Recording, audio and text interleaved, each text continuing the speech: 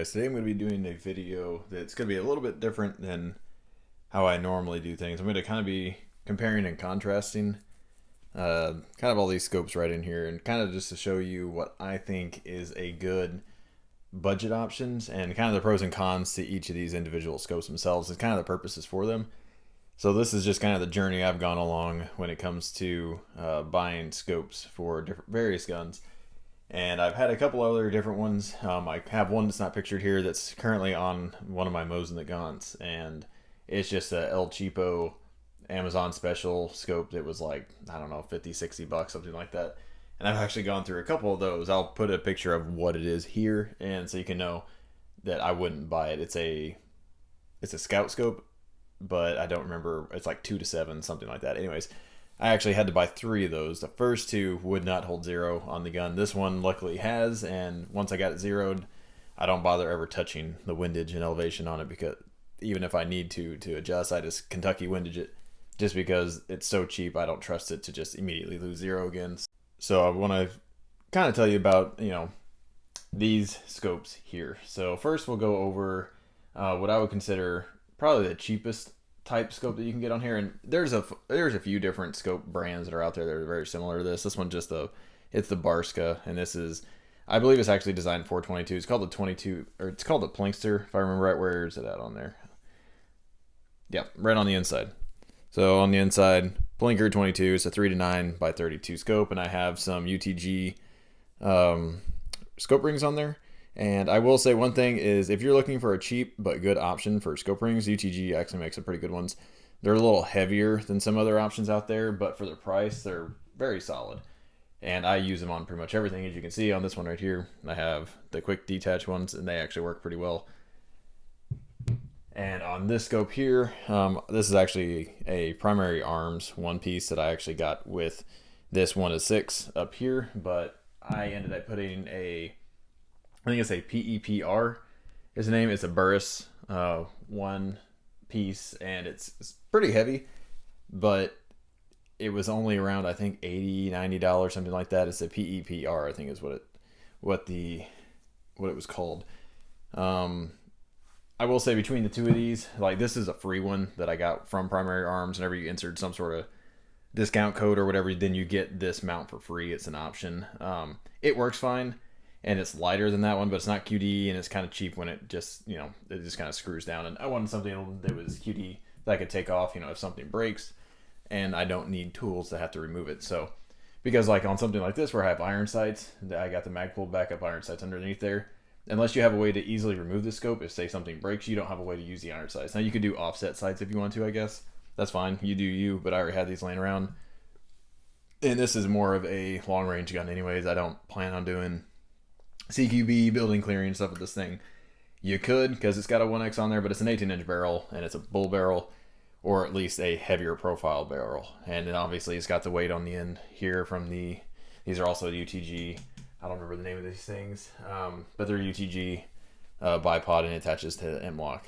I can do a review of these at some point also if y'all are interested. But anyway, so for a really cheap scope, if you just say you have a 22 or something like that you want to use, something like this will work just fine. This Barska, I've used it on my M&P 1522 for a long time, and it's never lost 0. Again, using it on 22. If you put this on something like an AR, it probably will lose 0, or especially if you put it on something like an AK or 308 or anything heavier recoiling, don't expect this to hold 0. These things are only about $50 or $40, somewhere in that range, so they're not super expensive. And again, if you just want to put it on 22, these things are pretty nice. It's just got this one's a 2 to 9, or sorry, a 3 to 9. So on 3 magnification all the way up to 9, it has a pretty decent eye relief, and the clarity on this thing, which you aren't going to be able to see through here anyways, but you can see the reticle. Hopefully you can see the reticle right there. You can see it a little bit. It just has your standard crosshair. It doesn't have, mil dots or anything like that. I will say that if you're going to spend this amount of money, which again, probably $40 to $50, you might as well upgrade to something, say like this. And this is around $80 to $90, I think is what I bought it for. It might be cheaper than that. I'll look up current prices for all these things and just kind of put it in whenever I show it on here. I'll edit it in. But This one is a UTG. I think it's called a Bugbuster. Again, I'll put in what it's actually called on the screen right now. But this is it's a 3-9 as well. So you can see on here, it has the adjustments. One thing I don't really like about this is the adjustment is, it's moving easier now, but it's pretty stiff. I don't know, maybe you want that, but I like it to move a little bit easier than this. So this one, you got to kind of really wrench it over to move it either way. The clarity on this thing for what it costs is awesome. I was very impressed whenever I bought this. I bought this thing to put on an AR, and that's pretty much what it's lived on. But the clarity on here, it's better than something like this, obviously. Now, it's not as nice as this SWFA, which is a really nice scope, and I'll talk about that in here in a second. But the clarity is close. I would say if you were to compare this and say this was a 10 out of 10 when it comes to clarity, which it's not. There's other nicer scopes out there that have better clarity. But this is probably the nicest one I've ever used when it comes to clarity. If you were to rate that at, say, a 10, I would put this one at around a 7 or an 8 probably. And again, this one's about a third of the price of that one. And this one, I would say, just in comparison, it's probably a 4 or 5 on clarity compared to that thing. It's still good, like it's still plenty usable. And since you'd only be using something like this on a 22, that's plenty of clarity for the range you're going to be using. If you're shooting 22 really past 100 yards, the cartridge isn't really designed for that, but something like this works perfectly fine for that. Now, if you like shooting long range with your 22, then I don't know, maybe you want something nicer than this. But again, if you're going to spend $40, $50 on that, you might as well bump up, spend an extra $40, get this thing. So what I like about this is, one, it has the parallax adjustment there. You can see it goes all the way from 3 yards, which is really, I don't understand why they went all the way to 3. You got 3, 5, 10, 12, 25, 50, 100, and infinity, which is usually what I leave it on, because when I'm shooting long range with this thing, either one, I'm only shooting 100 yards to say sight something in. With the scope is usually what I sighted in at, but I'm usually only shooting at 100 yards if I want to test the accuracy of a certain gun. Like I've used this on multiple AR-15s. I've used it on my 15-22. I've used it on my AK-47, and I haven't used it on anything larger caliber because I don't necessarily, it's not that I don't trust it, but I would say this being a cheaper scope, I don't know that I would want to put on something like a 308 or something. You could probably get away with it on an AR-10 because it has a way to absorb that recoil versus say like a bolt action gun. But I wouldn't recommend using something like this on anything over, say, 5.56 or 7.62x39, like on an AK. And an AK is, rough on scopes too, and there's a lot of mass moving back and forth. But I've used this on my AK-47, and I've used this on multiple ARs, including that one back there. And I really like this scope. So I would say if you're going to buy a scope and you don't want to spend more than $100 and it's going to go on something that uses an intermediate cartridge, I would get this scope because for under $100, hard to beat. Now, there's some other options out there that, again, are $150 to $200, and then you're probably getting something that's better than this. But, again, if you're only trying to spend $100 and you want, turrets like this and everything, then this is what I would get. And, again, I'm using the UTG quick detach mounts on here. And these hold zero or not hold zero, they do that too. But these hold the pressure on here pretty well. They tighten down and they don't move. It comes with caps, which is nice. It's got, tinted glass on one side. The clarity on here is really good, like I've said, and hopefully you can see the reticle. I don't know if it'll focus on that or not. Let's see. A little bit. So the reticle on this one, it has the little mil dots on there. There it goes. So it has the dots on there, so you have a little way of calculating range and distance and everything. So that's kind of nice. Versus, this cheaper one over here doesn't have that at all. So that's good. So when it comes to using something like this scope, you could use it out to farther distance, obviously. The farthest I've used this specific scope was about 400 yards, but most of the time I shoot 300 yards with it. And the target I was shooting with one of my ARs with that scope was about the size of this. It's basically the size of your hand. It was a steel target that's hanging next to the larger steel target next to it, and I'm just popping that thing left and right. So I know this thing holds zero, and the recoil from an AK or from an AR will not affect this whatsoever. So the cool thing about this one is you can loosen this right here, and then you can adjust. You can hear the click. So you can hear the click, and you can adjust it, and then you can tighten this down, and now it won't move, which is pretty cool. And then you can obviously you can change to where it's re-zeroed if you want that to be your zero. You can loosen this, pop it off, rotate it, put it back down, and then tighten the screw back down. Same thing with the windage over here. You can do the same thing with the elevation. So you can see right there, it has 1/4 MOA at 100 yards as the adjustability. So that's pretty good for a scope. Now, some of them are half MOA, most of them are about a quarter, which is what this one is. So that's pretty nice. And again, it's 3:9. The clarity on this thing for what it costs. One of my buddies he has a SIG optic that was around $800. I don't remember the model, but he was looking at that one compared to this one, and the glass clarity was pretty similar. The SIG obviously had a little bit better glass clarity, but this one was really close to it. So that's just something to consider. So if you're just trying to spend as little as possible, you want it for like an AR or an AK, which again, this is pretty bulky, it's pretty heavy. So, and really, I don't like scopes on AKs unless you're going to get something more slick like that, because this just takes up even more space. Whenever you put it on the side rail, it sticks up, and at that point, you're now using a chin weld instead of a cheek weld. But anyway, so like something for an AR especially, this would be my choice, my recommendation. Now, if you're going for something, I don't know, more high speed or more multifunctional, you can get something like this. I'll do a review on this. This is a primary arms. I'm going to plan on doing a video of LPVOs like this versus, say, like a magnifier with a red dot. And hint, hint, right now, I like red dots with magnifiers better. But I'm trying to give this thing a fair shake. So if you wanted something for, say, like an AR, and it's your, say it's your precision rifle, your more long-range rifle, and again, the 5.56 is only, I mean, it's capable of hitting targets, out to as far as you really want to, as long as you're capable of calculating, windage, drop, all that kind of stuff. But for me, a realistic range is probably about 400 or 500 yards, and that's about the farthest I would probably use this cartridge. At that point, I would just use something like a 308 or a larger caliber. Yeah, it's capable out the farther ranges, especially if you have a longer barrel. Use a heavier grain bullet, like a 77 grain bullet, sure. But for your standard 55 grain bullet that most of you are going to be shooting, 400 to 500 yards, probably about the max you're going to do. And for something like that, having a 1:6 or a 1:8, it's going to be plenty of magnification. And having something like this is quite nice because you can go down to 1 power and use it kind of as a red dot. Now, it's not as good as a red dot, but it's close. If you're used to red dots, it'll take you a while to get used to this to where you like it. At least it did for me. Versus using something like this, this is a fixed 10 power. So something like this, or even one of these, you can't really use in like CQB situations. So for an AR, if you want a scope, I would probably just get something like that. Use it as a dedicated scope.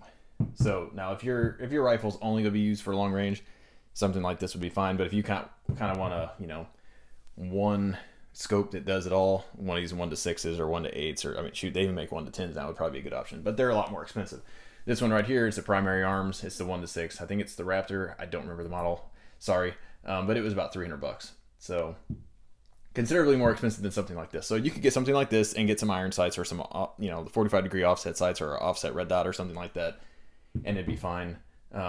Or you could get something like this. Now, this doesn't have, the exposed turret. So if you're wanting to try to do windage and elevation, now this one has the ACSS reticle in it. So you can, I don't want to say it's Kentucky windage, but you're basically using the little tick marks and the little markings on the reticle itself as windage and elevation and all that kind of stuff. So it allows you to use Kentucky windage significantly more effectively than versus if you're using something like this and, you're dialing in everything based on your environmental conditions or all that kind of stuff. So you don't have that capability with that. You just kind of have to estimate using the reticle. Now, it's still a very accurate estimation, the reticle is, but it's not going to be as accurate as measuring things out yourself and actually dialing it in. So if you're going to use something like this, I would suggest using something like this scope on something more like a 308 or something that's designed specifically for farther distances. So this is the SWFA SS model. It's a 10x42. This is actually a really nice scope. I bought other rings to go with it. And again, I bought that Burris to actually put on here, but I swapped them out because I like the QD on that one. And I don't know if I'm going to keep this scope or not, just because I don't have anything to put it on right now. I might sell it. I don't know. I might hang on to it until I buy a 308 or an AR-10 or something like that. But this scope is what I would suggest. Like if you want a long range scope that's very durable, like really rugged and really clear glass, and it's affordable, this is what I get, or what I would get. The only downside of this thing is it doesn't have the variable zoom. So you can't get, you can't zoom from 3 to 10 or, whatever. You're stuck with the 10 fixed power. Now that does two things for you. One, keeps the cost down. So this thing is only about $300, I think, right now. When I bought it, I think it was around $350, somewhere in that range. But being a fixed power, there's not a whole lot of stuff moving on the inside. So this thing is going to be a lot more durable than a scope that's in the same price range that has everything that moves around on the inside for that variable magnification. Also, one side note, if you're wanting to look into a budget long range scope, I would look at Tyrannosaurus Rex's videos. He does a bunch of good videos on long range stuff. They're incredibly long videos, but they're very detailed. He actually talks about this scope. I don't remember if he does a review specifically on this scope or if he just includes it in one of his videos, but he talked about this and he absolutely loved this thing, which is why I bought it, and he was right. But this thing is awesome. So you get, one thing is it's cheap, $300. I would put it on par, and he actually does too, with scopes that are probably around $1,000 that are variable magnification. So if you just want like something that's built like a tank and you don't necessarily mind that it's going to be a fixed in power, I would get something like this. And realistically, honestly, I don't see the real value of having that variable magnification. If you're going to use this in CQB distances, you shouldn't be using a scope anyways. And I rarely use like the 3 power. Whenever I'm using this scope, I'm almost always on the highest magnification anyways. So that's not that big of a deal for me just to have something that's always on 10x.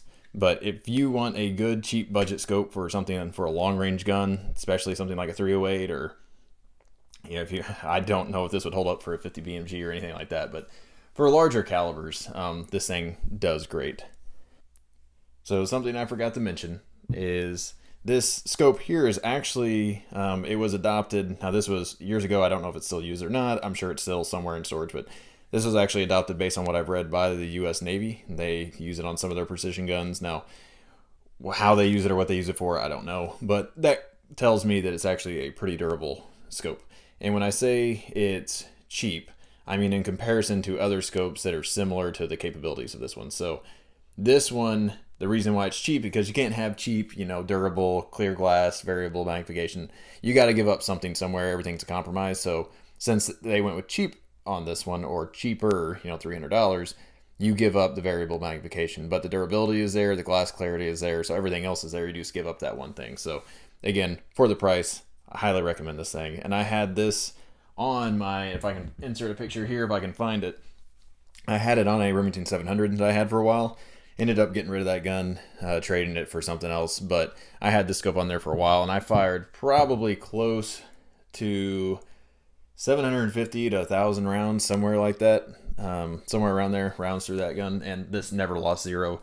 So I have complete faith in the scope. No problems whatsoever. So again, if you were wanting something for longer range and you're trying to do it on a budget, this would be a very good option for you. Now, one thing I didn't mention is all these have the ability to adjust. You can see the plus or minus to where you can adjust the view to your eye. So obviously if this is dialed in to where everything's crystal clear for me, it may not be for someone else if they have different vision. So, but all of these scopes have that. This scope specifically, as you can see on there, it adjusts for quarter of an MOA. And the reticle on this one is your standard mil dot. On here, it has the standard mil dots. And one of the nice things about this too is you can adjust it, and it goes from 10 meters all the way out to infinity, or 500 is the last marking it has. A cool thing I didn't mention with this one. So again, another reason why I really like this scope is you can adjust and have red or green illumination on here. And that's kind of like, even this scope here doesn't have illumination. Obviously the primary arms one does, but it's just red. And honestly, it's not bright enough to really use as a red dot unless it's like an overcast day. But something like this is, let me zoom, actually let me change my magnification down and turn this all the way down. All right, so on here, you should be able to see, yeah, you can see through there now. So if I turn it, you can see, and it dims all the way to wherever you want. So you can adjust it to whatever brightness level you need for that day, or you can adjust it to red all the way down. So that's something I actually really like with this scope. And this battery has been in this thing for, oh gosh, I've had this scope for probably about 5 years, and the battery's still going strong in it. Now, granted, I don't use it all the time, but something to be said, it doesn't have a power drain or anything like a lot of electronic devices do. So that's nice. And again, that's another reason why I like this thing, because if you've ever shot when it's getting close to dark or it is dark, if you're looking through a scope like this and you don't have illumination on your scope, you're not really going to be able to see your reticle. So you're going to want some sort of illumination in order to do that. So this is just kind of an overview of what kind of scopes I would suggest, kind of depending on your budget, your price range, kind of the pros and cons of these. If you want me to do a specific review over each of these, which I kind of just did, let me know, and I can make it a little bit more detailed, and I could read from some spreadsheets. But I figure most of y'all, if you're actually interested in these scopes themselves, you can just go to their website, look at the specific stats on them. But this has just been my experience with them. And again, so if you're looking for something under $100, I think this is your best bet, hands down. For anything that's like an intermediate cartridge or smaller, if you only want something for 22 and you're trying to be as cheap as possible, something like this would be just fine. I've had good luck with this thing. I haven't had any problems. The glass clarity is just fine, or good enough for a 22. And again, if you want something that's serious, like duty built, that you can bang around and know it's not going to lose zero and it's pretty tough, this thing is what I would suggest as well. And again, you can pop off these turrets. You can loosen the little screws on all the sides. You can pop it off and then set that, once you zeroed it, set that to the zero mark like I have there. That way you can easily adjust it any direction. You can hear that clicking. Very tactile, so you can hear it very easily. All of these actually have pretty good adjustment turrets on it. Now this one here, in case for those of you who want to see it, this just has regular cap turrets, and these are actually kind of nice because you can adjust these with your hand. You don't actually have to use a tool or anything, so that's kind of a added bonus, I guess, for those. I wish more companies did that. Granted, it takes up more space, but I would prefer doing that instead of trying to pull up a, find one of my empty brass casings on the ground, try to use that thing, or use a multi-tool or a quarter or whatever. I like having something just automatically built in, and I'll take something that's a little bit larger. Anyways, hopefully this helped you all out. If you have any questions about these specific scopes, feel free to ask. I can try to answer any questions you all may have. But hopefully you all found this useful, and I appreciate it. And I hope you all give us a like if you like this kind of stuff. Subscribe to us. We appreciate that. Have a good one.